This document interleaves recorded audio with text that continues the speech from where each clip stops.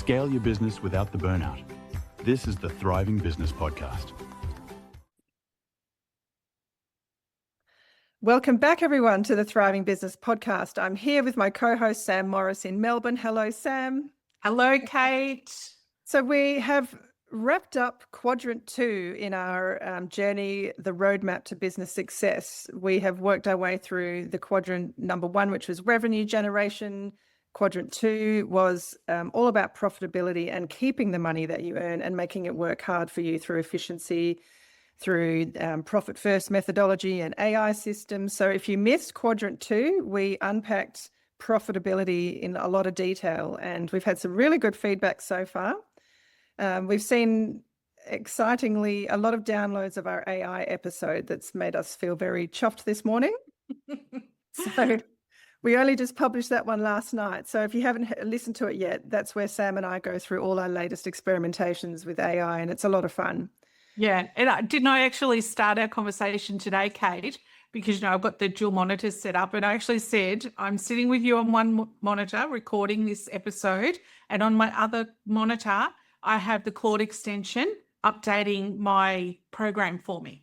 Yes, which is amazing. So Sam is living and breathing this agentic AI where, as we are recording, she's got her little bots working away for her, doing stuff on the side, which is so cool.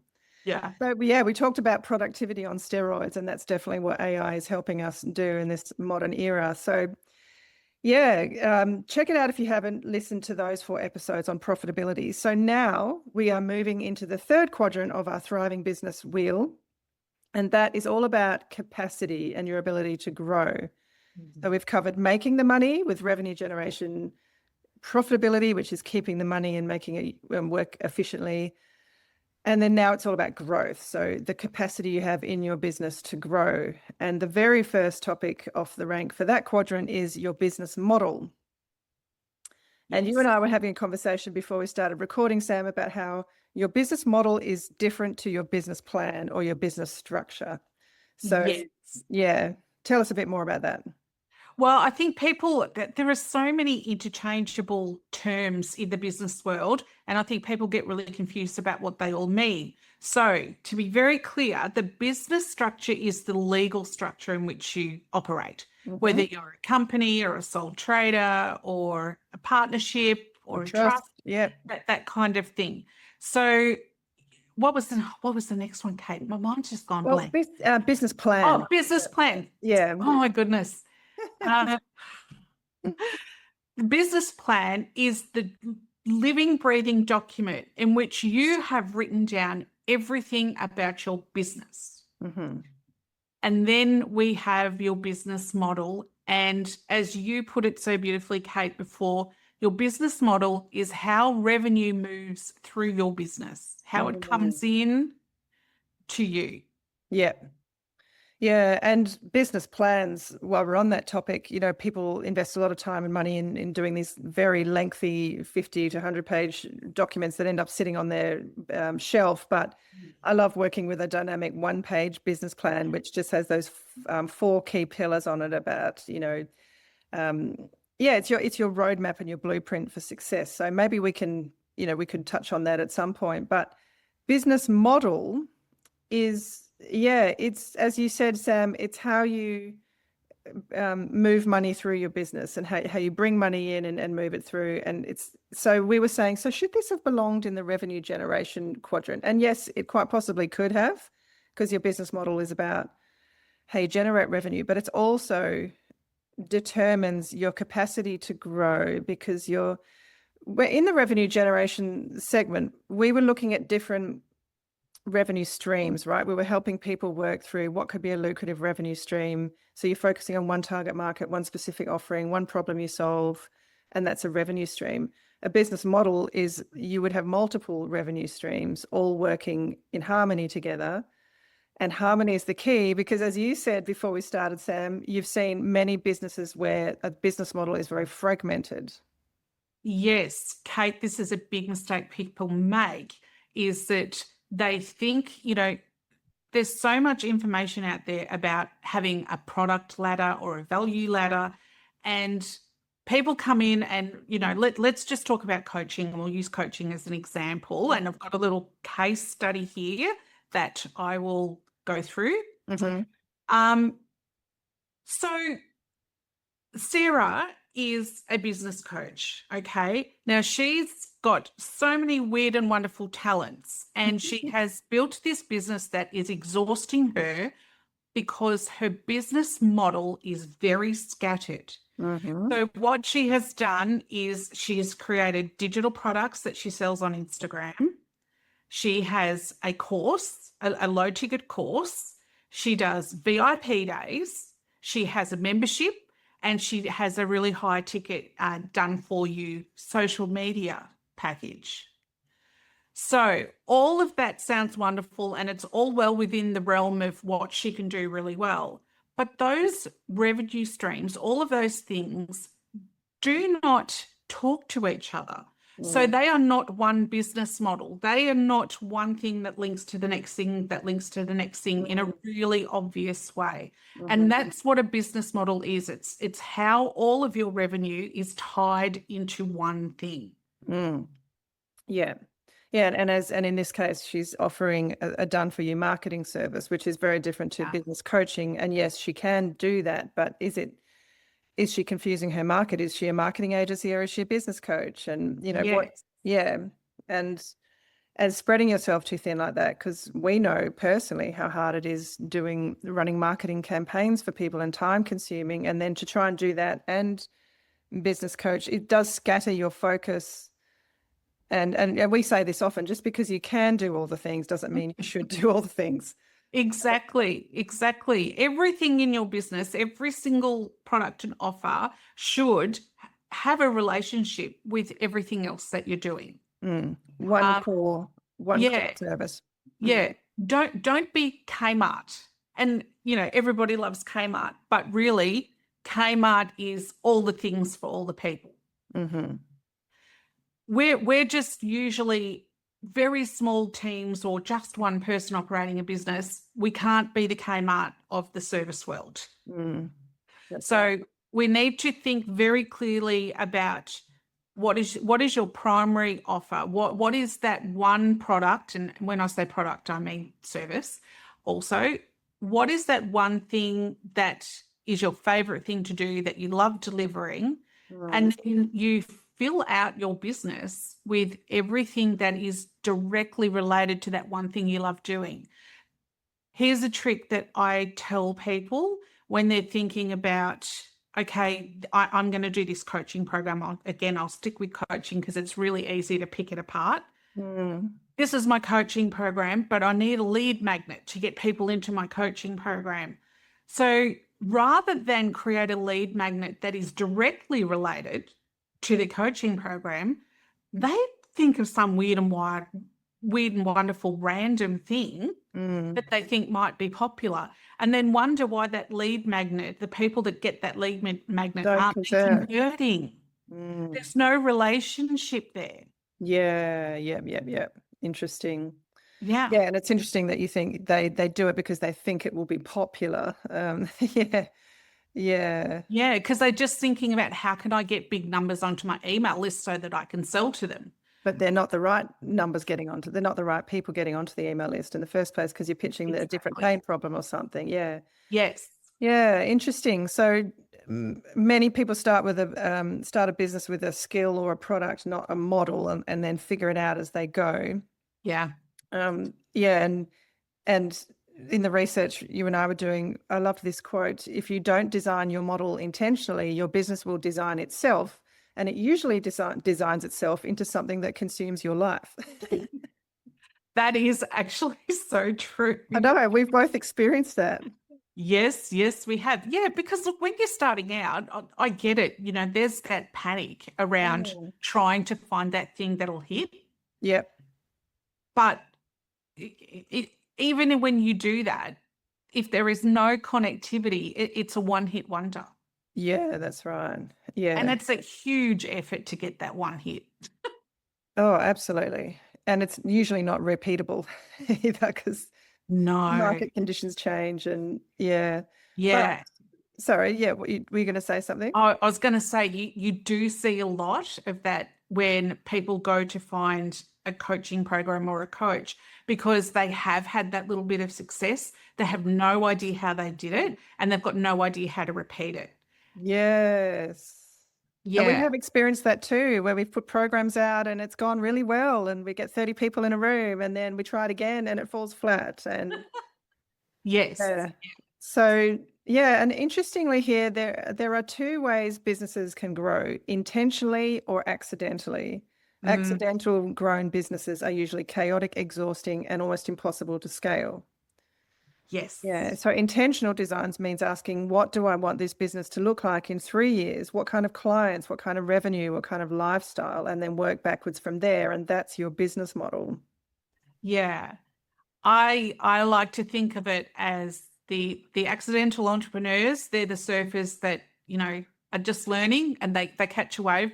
They don't know how they caught the wave, but they get out there and they're trying and, wave picks them up and then they dump off the back. Or you've got the intentional entrepreneurs who have stuffed the surfboard. I've got a boat. I can Yeah. just sailing. It's very stable and comfortable and just cruise Yes. along. Yeah. Yeah, that's right. And I guess that is, when we're thinking of your business model, you do need to ask yourself the question of what does success look like to you? Because there's this myth in business culture that you have to always be growing and scaling. And if you're not growing, you're dying. But is that actually true? Because I know for me personally, I love to be growing intellectually and of course, growing your revenue is always a beautiful thing, growing the profit in your business and building wealth, all of that. But I don't want to do 10x scaling, if you know what I mean. I love my independence of being just me and having a small support team around me. But it's very intentional. I'd love to, yes, you can scale your revenue 10x, but your business model doesn't have to mean you have to have a team of 100 people under you, So, yeah, what is it that you're actually chasing? For some people, that is the dream. I've got a couple of clients at the moment. They want the big company that they can sell down the line. So that's their, and I guess it's the what is your end game? Yes. Yeah, for many And people, most people don't know though, Kate, do they? They really don't know. no. Yeah, and so you've got to ask yourself those questions. Are you a lifestyle business owner where the goal is freedom and flexibility and financial independence, not 10x growth? What is that revenue number that would be sweet to achieve and feel so good, and and make that what you're working towards, and make sure that the business model is something that's going to be that boat on the rough seas, that can get you there. Yeah. Yeah. And Kate, I think too, there is something that I love to do because, I do love to have a million ideas an hour. That's how fast I travel. And they're not all good ideas. And some of them are good ideas that I should not do because they don't fit into my business model. So when I get this brilliant spark of an idea, not always brilliant. When I come up with these wacky ideas, I jump straight into AI as my pretend business coach.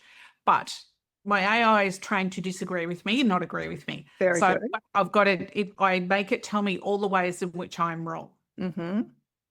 I can either argue that I'm right or I can accept that, yeah, it's wrong. But here's the thing. The two questions I always ask is, apart from, does the idea have potential to be profitable? But where does this fit into my business model? Does it fit in at all?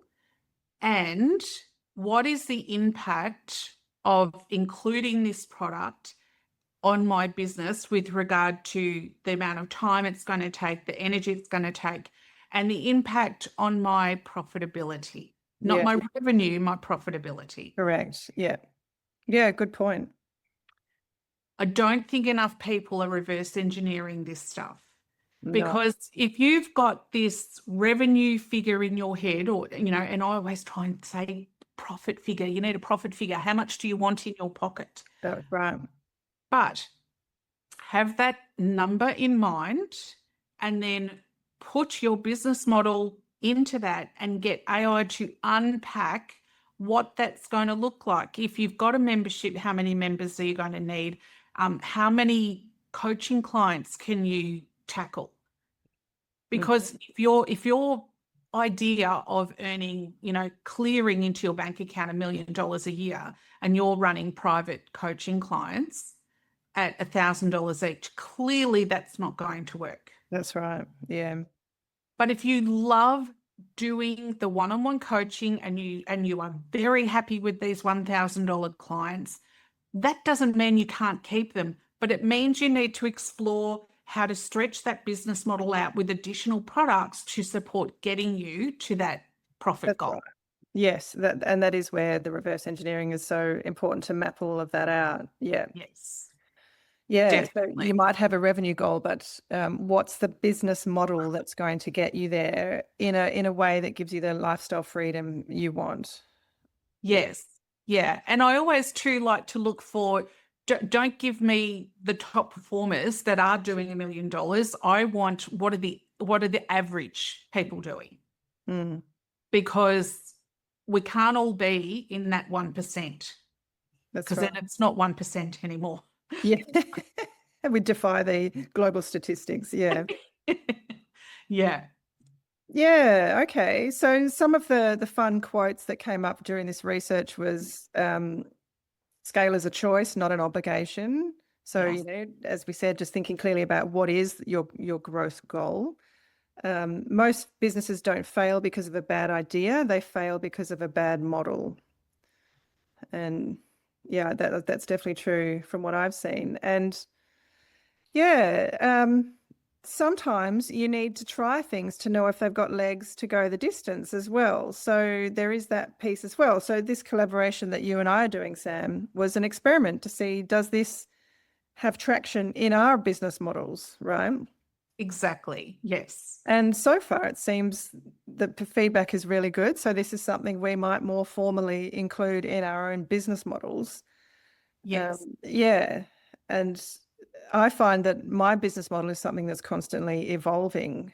But you do always need to think intentionally. And the other piece that I was thinking of, this gets a bit woo-woo, as you and I sometimes tend to do, but Yeah. we are going to be talking about human design in Quadrant 4 when it comes to self-awareness and so on. But there are also the things that we are naturally wired to do and we do easily and well, and as we call that are in your zone of genius. And they're the things that you and I have both figured out that we thrive best in collaboration and groups as opposed to individual one-on-one coaching. Yes. So you do need to get that clarity as well around where do you thrive most, what's easiest. And we've had a lovely experience with this podcast, 16 episode series, seeing real momentum and traction build. And it's that positive confirmation that, yeah, this is what we're good at. This is what we thrive doing. So now how do we embed it into our own business model? So Yeah. there's that too. It's very exciting. It is very exciting. And I think too, let's not lose sight of the fact that it's not just about the money. Mm-hmm. We really enjoy the work. That's right. We really enjoyed this work. And, we've gone through periods where we've done things we haven't enjoyed. Yep. So nothing wrong with the experimentation, but we're just trying to share awareness of understanding how the experiments fit into the grand scheme of things. Yeah. Yeah. Yes. I also love, Kate, you picked up on something that we haven't discussed yet, which is you don't have to lock in a business model. Yeah.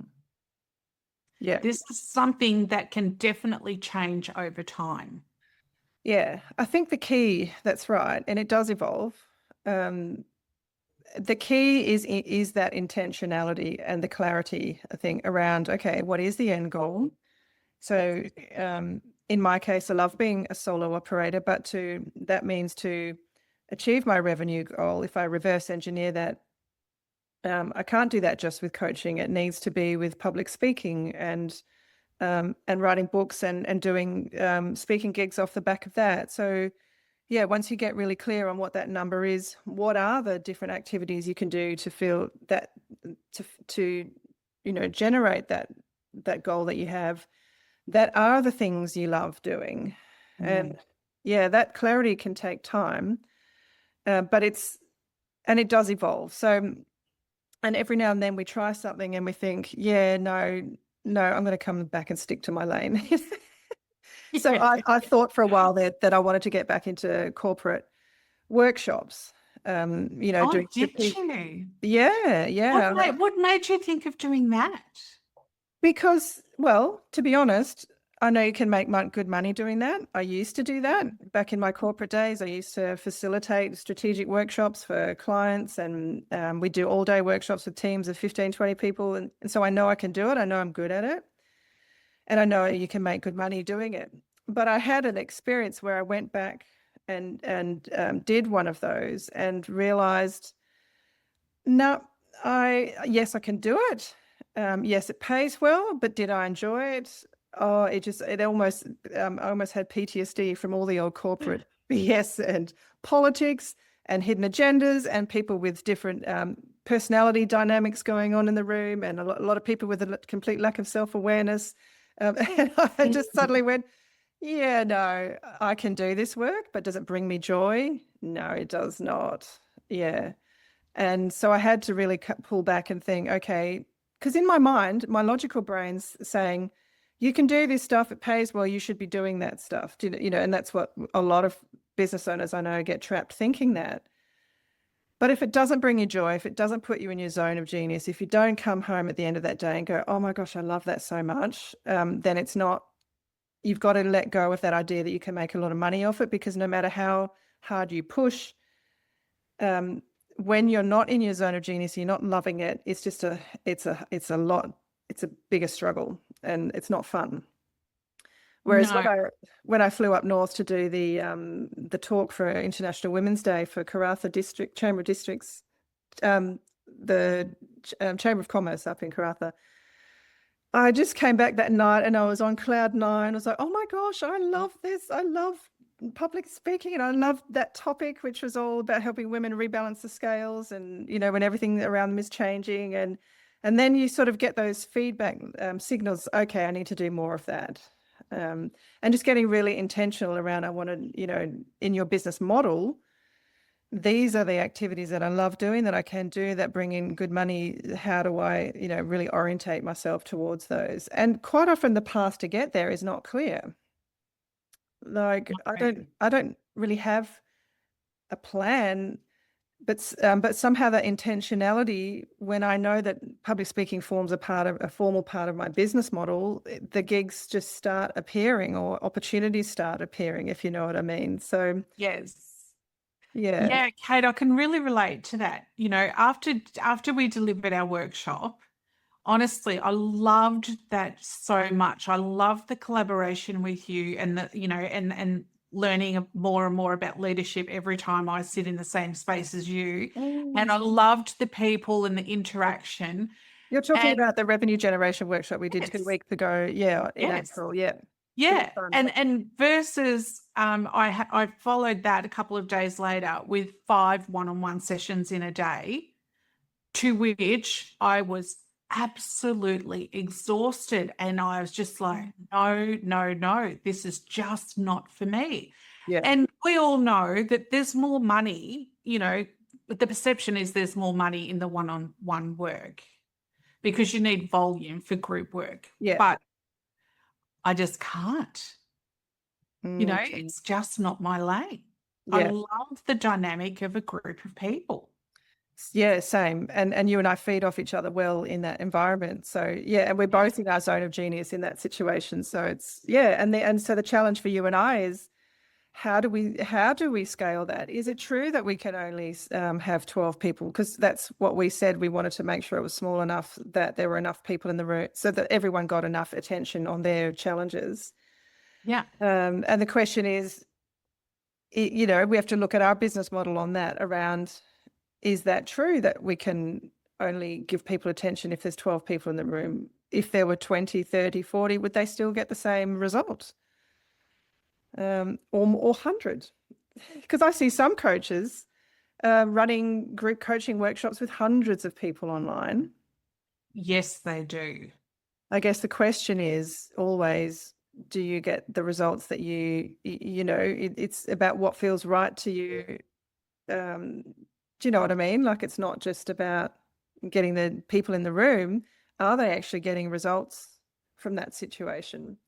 Yes. And I think because ensuring that value is delivering value is number one for both of us.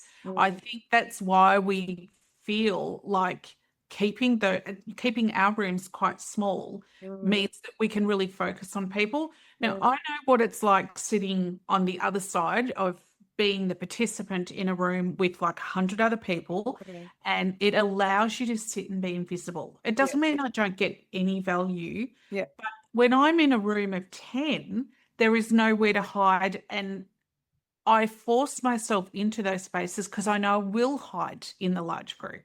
And there's a lot of people that do want to hide in the large groups. So are we not attracting those people because we have small groups, Well, this is where we have to get really, really clear on who our audience is, who our ideal avatar is.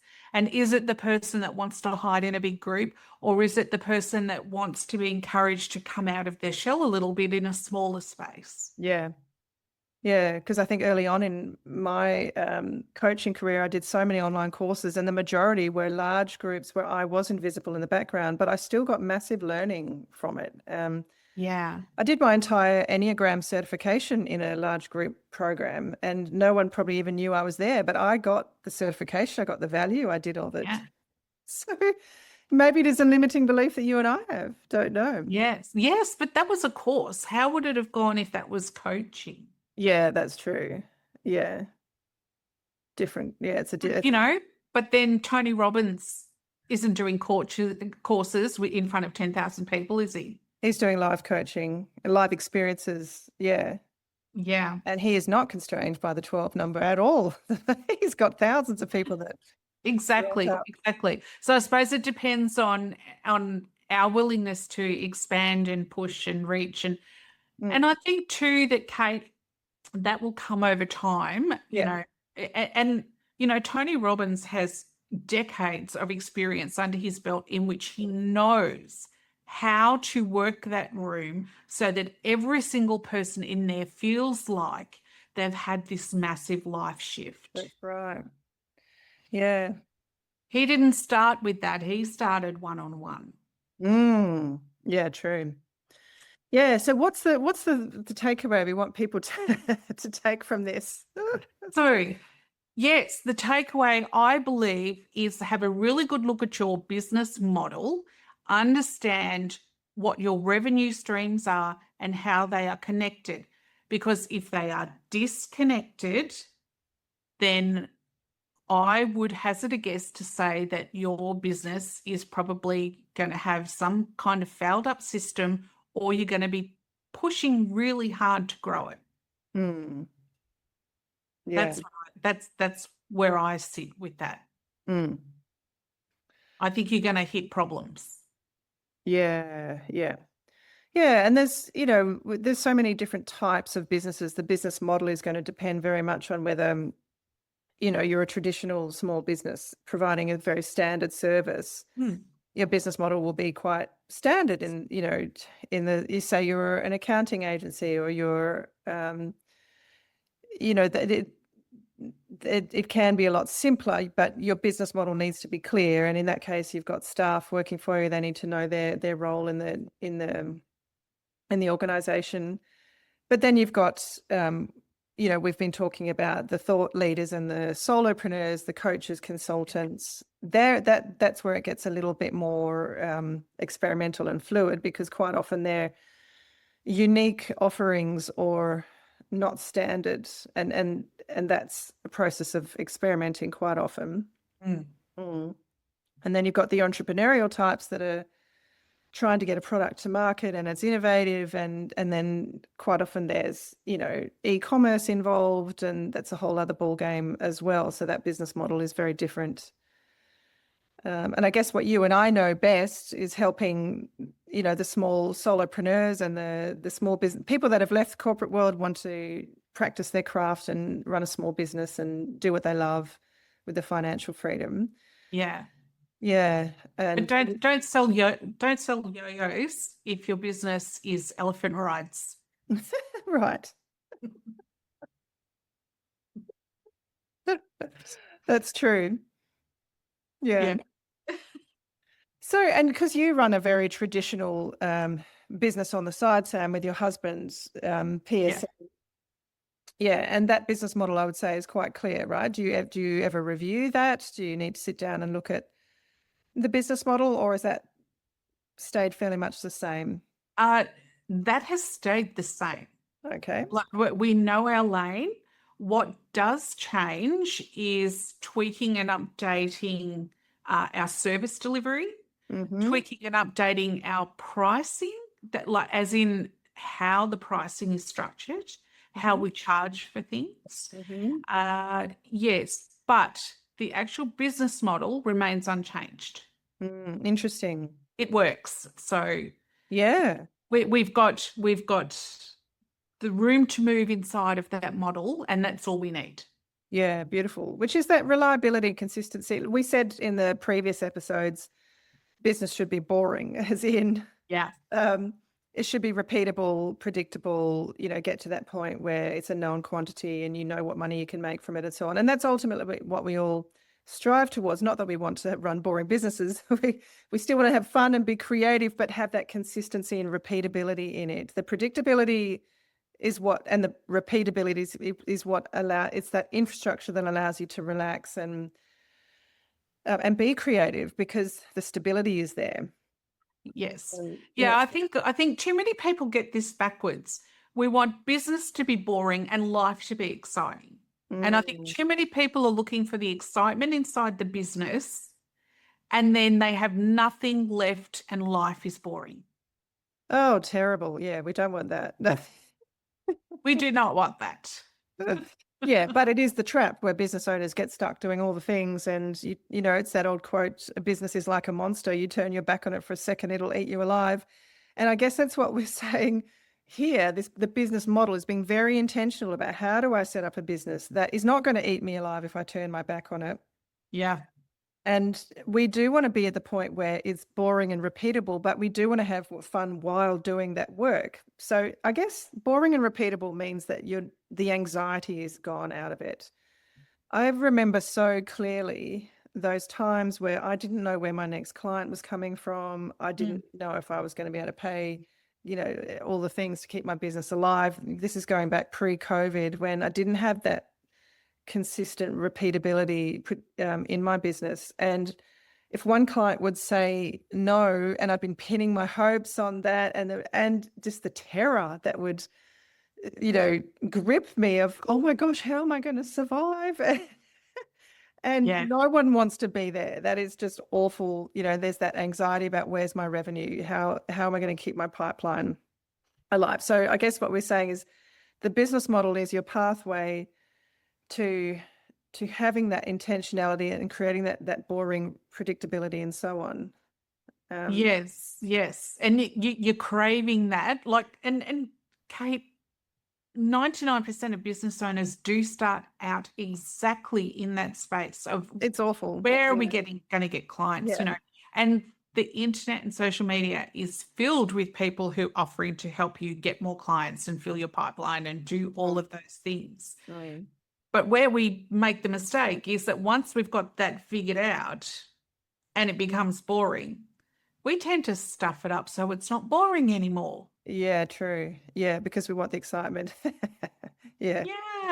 And I guess for those that, I mean, there are quite a few businesses I know of that have the boring ads that just work, and they keep, you know, bringing in the consistent flow of clients and money. And yeah, it is boring, but there's other ways you can experiment. I think when you've got that repeatability there, it gives you the freedom to be more creative and try different things, because you're not dependent on those creative things working out. But for someone who does have that vision of growing a company to, you know, 10 staff and upwards, that is like a journey that I've worked with many clients on, mapping that out as a business model, and all the steps that it's going to take to, and it goes back to our last episode on outsourcing and delegating. It's like you have to have a business with systems and procedures in place before you hire anyone or delegate or take on, but thinking very intentionally through that and then having a process to work through it. So for those of you whose business model is around growing staff and so on, that is a whole different journey. But regardless, it's what we say about getting intentional of what's the end result that I feel is going to really light me up. What am I working towards? And then, working backwards from there. Yes. Yeah. And that's why I started including in staff contracts, I've started including the goal. And it's the goal for the staff member and the goal for the business based on what that staff member is bringing to the table. Interesting. Yeah, we touched on that in the last episode, didn't we? But do you feel that's worked well for you because you're hiring someone at the moment? Yeah, well, it is a new thing that I've just started doing, but I really see, like, we're working with people and the shift is definitely there in how you engage applicants, how you hire, and how you treat staff. All of that has changed dramatically. So there is so much talk around the cost of living and money and everything else. But Kate, we know that money isn't necessarily the primary driver for what makes people perform at work. It's only a big conversation when people are struggling financially. Yeah. But the fulfillment from employment for most people, doesn't come from the money. It's so true. And what you're doing is putting the purpose component into your job descriptions. It's like this might seem like a boring job, but here's where you fit into the big picture. And for you personally, you can have these benefits, which might be flexibility, is that right? And freedom to work around their family needs or whatever it might be. Yeah. Well, and it has to be tailored to what's important to that person. Beyond money. What kind of person are they? Are they family oriented? Are they on a health and wellness journey in which they want to go to the gym every morning? Like, what does this look like for people and how does that relate? And giving them a purpose inside of the business, helping people understand how valuable their contribution is, whether they're the lowest person on the ladder or the top person on the ladder. Everybody's got a really important role to play in delivering everything within that business model. So I think you mentioned you're hiring this first person at the moment as we speak. The first person. They're about. They haven't started. They start next week. It'd be really interesting to see how that. But do you feel that this process of putting that purpose component and into the job description, did that help the hiring process and with the selection of this person? I think what it has done I've totally shifted the whole hiring process, and I've been we've gone from having a very long time of trying to pick staff from a very dry well. Yes. Not a lot of applicants. I feel like I'm financially supporting the shareholders of Seek. Yeah. Yeah. With no staff to show for it. So I really had to learn to change all of my thinking around what that process looks like and really dived into, okay, what sort of person do I want? They've got to have a couple of skills. And why do they want to come and work here? Like, what is their end game and how does that fit in with our end game? Because once you marry those two things up, that's when you've got the beginnings of a really great team. Yeah. Yeah. It'll be interesting to see how this new hire goes. Yeah. Yeah. Look, I'm bracing for the fact that there are going to be ruffled feathers because there's going to be change. Yeah. And, some people genuinely struggle with change, like Dave. Yeah. And so when I say ruffle feathers, I just mean that people are going to start to feel a little bit uncomfortable with changes that are going to happen. Mm-hmm. But I think if we communicate clearly the purpose of the changes, it Yes, makes for it easier everyone. for people to absorb them. Well, it's back to the Simon Sinek thing, isn't it? If It someone understands, absolutely is. if someone understands why you're doing something, they're very happy to comply. Yeah. Yes. Yeah. And something we probably should mention is that, when in any business model, um, it's a good idea to strive towards something that has subscription or retainer or repeatable revenue, recurring revenue. That's the word. Yeah. Yeah. And businesses, I've got a colleague who's a business broker, and so he, buys and sells businesses for people and gets people to value their businesses. And the businesses that are valued the highest are those with that recurring revenue, where it's just rinse and repeat, and people are on subscription or on a membership or on a service that they pay for regularly. And yes, you've got attrition and, people coming and going, but the bulk client base is there. So that is something that we all need to work towards. And I know that when I was running my mastermind several years ago, it was a great baseline revenue source for me. Just the money comes in every month, and you've got that to rely on. So especially for the coaches, consultants, thought leaders out there, what could you create that is a membership model? And if it is something that's, low cost and affordable, then in that case, it is about building the volume.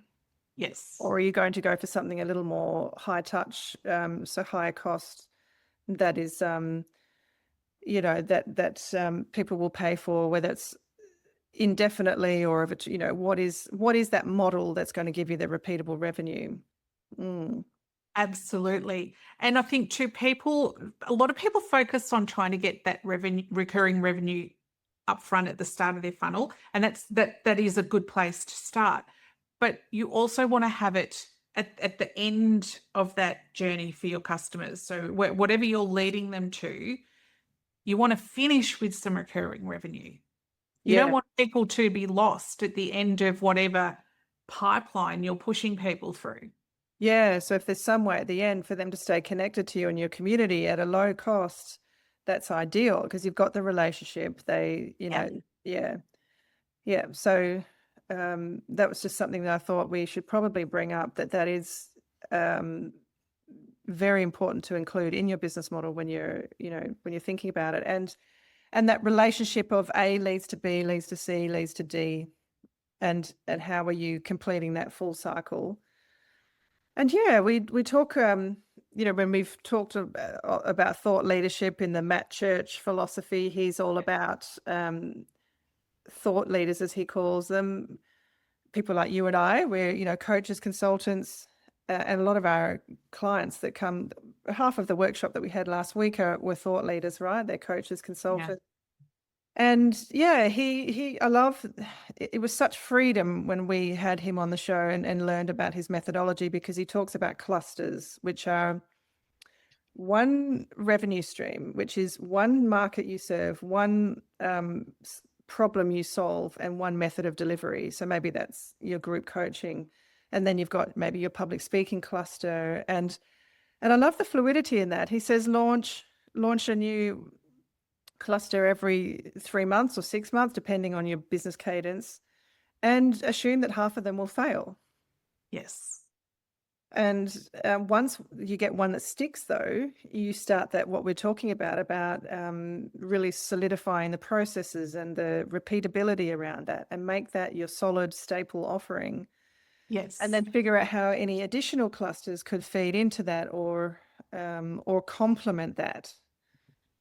And so that is a really good methodology. We've done an episode on that way back. So if you're interested on the Matt Church thought leadership methodology, we should get him back on, Kate, because I feel like our understanding of his methodology has evolved so much. And in so many of the conversations we've had in this season 2, we've been able to relate it back to Matt's teaching.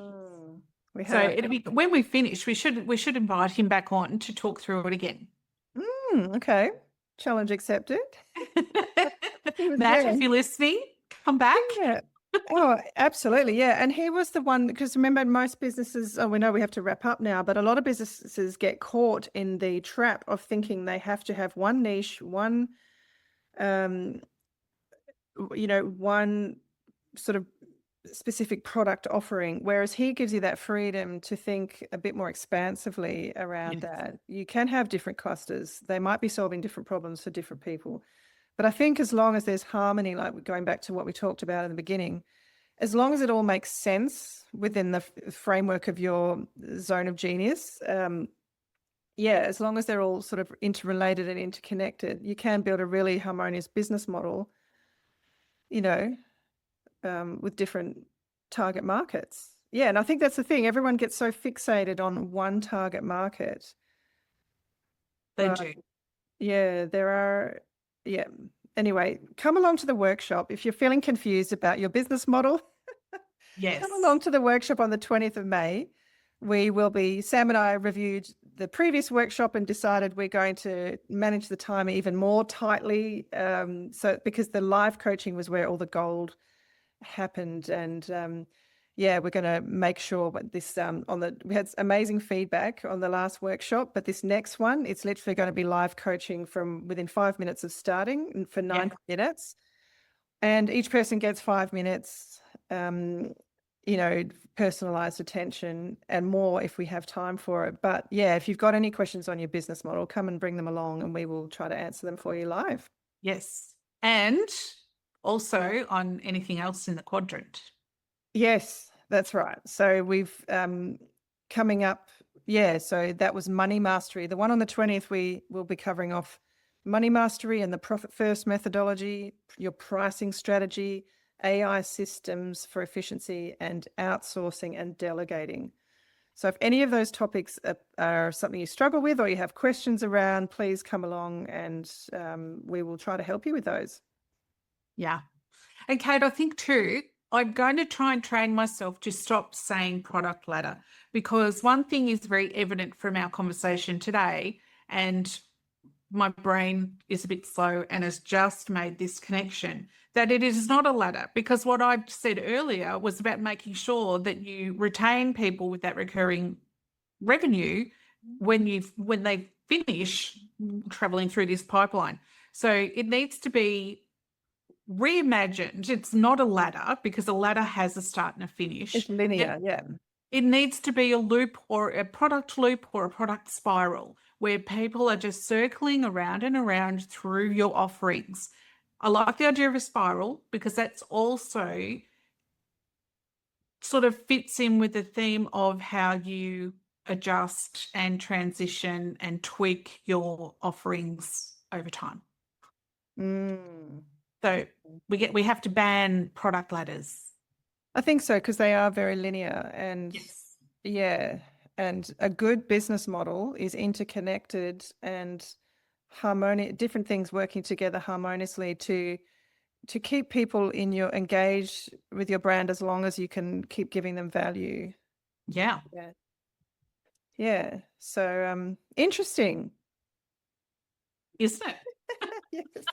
I mean, my brain's already in overdrive thinking about my own business model and our business model, Sam. So I think we need to sit and do some brainstorming as well. So, which is I love exciting. brainstorming. It's my favorite. Of course, we'll have Claude sitting on the sides to help to give us a bit of bit of. Oh, guidance. yeah. All right. Well, thank you, everyone. We hope this episode was helpful. We look forward to seeing you on the 20th of May if you can join us, and we will put the link to get tickets in the show notes. So keep an eye out for that. And in the meantime, have fun growing your business. We'll see you again next time. Bye-bye. Bye-bye. You've got the strategies, now let's build the systems. Whether you're joining our workshops or transforming at our Bali Business Retreat, we're here to help you scale without the burnout. Visit thrivingbusinesspodcast.com to join our community. Until next time, keep building a business that thrives.